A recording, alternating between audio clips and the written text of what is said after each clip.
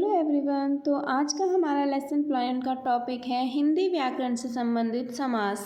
जैसा आप जानते हैं कि समास को 6 भेदों में बांटा जाता है, तो आज हम उन सभी के बारे में विस्तार से वर्णन करेंगे। तो चलिए स्टार्ट करते हैं। सबसे पहले लेसन प्लान स्टार्ट होते ही बिहेवियरल ऑब्जेक्टिव आते हैं। ये 4 प्रकार के होते हैं, जैसे ज्ञानात्मक उद्देश्य, बोधात्मक उद्देश्य, प्रयोगात्मक उद्देश्य, कौशलात्मक उद्देश्य। हम ज्ञानात्मक उद्देश्य में लिखते हैं कि बालक समास को समझ सकेंगे।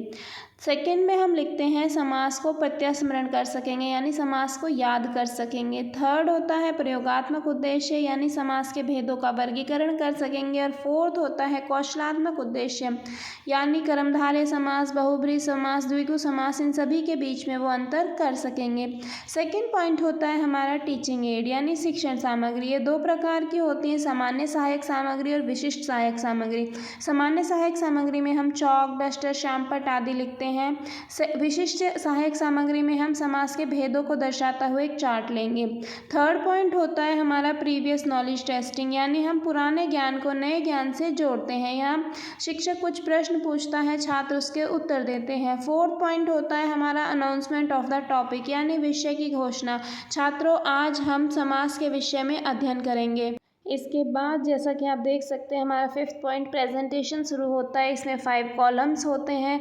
फर्स्ट होता है पाठ्य वस्तु यानी कंटेंट, सेकंड होता है प्यूपिल टीचर एक्टिविटी, थर्ड है हमारा प्यूपिल एक्टिविटी यानी स्टूडेंट एक्टिविटीज़, फोर्थ है हमारा टीचिंग एड्स या black board work, and fifth है हमारा इवेल्युएशन। तो चलिए स्टार्ट करते हैं। फर्स्ट हम कंटेंट में समास लिखते हैं कि समास की परिभाषा। प्यूपिल एक्टिविटी में हम उसको परिभाषित करते हैं, जैसे समास 2 या 2 से अधिक शब्दों को मिलाकर नए शब्द बनाने की विधि को समास कहते हैं। इसमें हम प्यूपिल एक्टिविटी में लिखेंगे, छात्र ध्यानपूर्वक सुन रहे हैं। उसके बाद कंटेंट में भेद लिखते हैं और समास के भेदों को प्यूपिल टीचर एक्टिविटी में लिखा जाता है। जैसे समास के 6 भेद होते हैं। फर्स्ट अव्ययी भाव समास, सेकंड तत्पुरुष समास, थर्ड कर्मधारय समास, फोर्थ द्विगु समास, फिफ्थ द्वंद्व समास, सिक्स्थ बहुब्रीहि समास। इसके बाद हम इनको एक्सप्लेन करते हैं। जैसे फर्स्ट समास है हमारा अव्ययी भाव समास। जिस समासिक शब्द का पहला पद अव्यय और प्रधान हो उसे अव्ययी भाव समास कहते हैं। उदाहरण के लिए प्रतिदिन, दिन दिन, प्रतिमास, प्रतिमास। ठीक है। इसके बाद सेकंड है हमारा तत्पुरुष समास। जिस शब्द का उत्तर पद प्रधान होता है उसे तत्पुरुष समास कहते हैं। इनमें दोनों पदों के मध्य आने वाले सर्गों के लिए को, से, के आदि का लोप होता है। जैसे गंगा जल यानी गंगा का जल।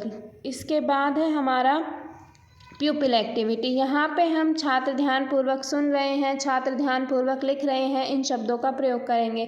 ब्लैक बोर्ड वर्क में हम ब्लैक बोर्ड पेस्ट करेंगे और मेन डेफिनेशंस इस पे हम लिख देंगे।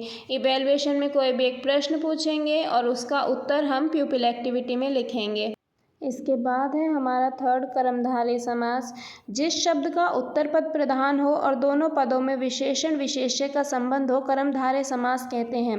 उदाहरण के तौर पे उपमेय उपमान, इसमें समसामयिक शब्दों के दोनों पदों में उपमेय उपमान संबंधित होते हैं। जैसे कमल नयन, कमल के समान नयन। फोर्थ पॉइंट है हमारा द्विगु समास। जिस समासिक शब्द का पहला पद संख्यावाचक विशेष हो उसे द्विगु समास कहते हैं। जैसे पंचवटी, 5 वटों का समूह, या त्रिफला, 3 फलों का समूह। प्यूपिल एक्टिविटी में हम छात्र ध्यानपूर्वक सुन रहे हैं, छात्र ध्यानपूर्वक उत्तर पुस्तिका में लिख रहे हैं। उसके बाद टीचिंग एड्स में हम ब्लैक बोर्ड पेस्ट करेंगे, इवेल्युएशन में हम प्रश्न पूछेंगे। जैसे द्विगु समास का एक उदाहरण दीजिए, तो हम कहेंगे नवरतन, नव मतलब 9, यहाँ पे संख्या आ गई तो ये द्विगु समास का उदाहरण है। इसके बाद नेक्स्ट है हमारा द्वंद्व समास। जिस समासिक शब्द के दोनों पद प्रधान हो और विग्रह करने पर और अथवा या एवं समुच्चयबोधक शब्द लगते हों उसे द्वंद्व समास कहते हैं। जैसे चाय कॉफ़ी, चाय या कॉफ़ी, आगे पीछे, आगे या पीछे। नेक्स्ट है बहुब्रीहि समास।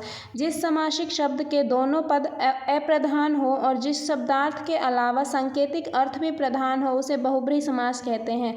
जैसे घनश्याम, धन के समान है जो श्याम यानी कृष्ण। नीलकंठ, नीला है जो कंठ यानी शिव जी। इसके बाद प्यूपिल एक्टिविटी में छात्र ध्यानपूर्वक सुनेंगे, छात्र ध्यानपूर्वक उत्तर पुस्तिका में लिखेंगे। टीचिंग एड्स में हम ब्लैक बोर्ड पेस्ट करेंगे। इवैल्यूएशन में हम क्वेश्चन पूछेंगे, जैसे बहुब्री समास का उदाहरण दीजिए, छात्र उत्तर देंगे घनश्याम। नेक्स्ट पॉइंट आता है हमारा रिकैप्चुलेशन यानी पुनरावृत्ति। यहाँ पे शिक्षक प्रश्न पूछता है, छात्र उत्तर देते हैं। जैसे शिक्षक प्रश्न पूछता है, समास किसे कहते हैं, छात्र उत्तर देते हैं, दो या दो से अधिक शब्दों के मेल से बना नया शब्द समास कहलाता है। द्वंद्व समास का उदाहरण दीजिए, तो छात्र उत्तर देंगे चाय कॉफी। इसके बाद होमवर्क दिया जाता है। होमवर्क 3 पार्ट्स में डिवाइड होता है। पहले very short answer type question दिए जाते हैं, फिर शॉर्ट आंसर टाइप क्वेश्चन दिए जाते हैं, उसके बाद लॉन्ग आंसर यानी ऐसे टाइप क्वेश्चंस दिए जाते हैं। फोर्थ पॉइंट में हम कोई भी एक्टिविटी देते हैं, जैसे समास का चार्ट बनाओ। इसी के साथ हमारा आज का टॉपिक समाप्त होता है। Thank you for watching.